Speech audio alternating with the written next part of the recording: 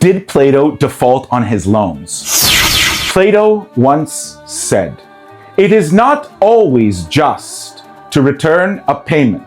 For example, if you borrow a weapon from a friend who is sane, and then when the time comes to return it, you find that he is insane, is it not the just thing to do to not return it to him? And will people not look at this and say that you are acting justly by not returning the payment?"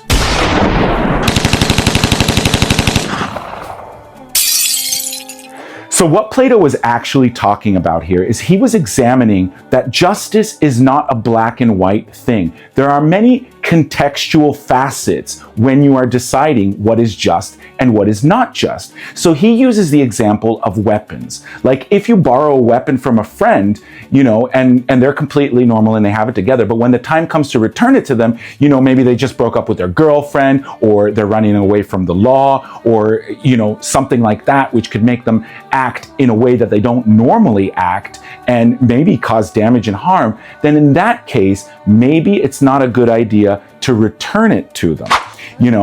And what he was also saying was that basically you should repay your debts in most cases. Like if you borrow money from a friend, you should definitely pay them back because that is the just thing to do, especially if you're not paying any interest on it. So Plato wasn't saying don't pay back your friends, don't pay back the banks, or your mortgage, because you're going to accrue lots of interest on those for sure and get a bad credit rating. But what he was saying was if you do borrow money, make sure that when you give it back, that the person is sane and in a position to receive it.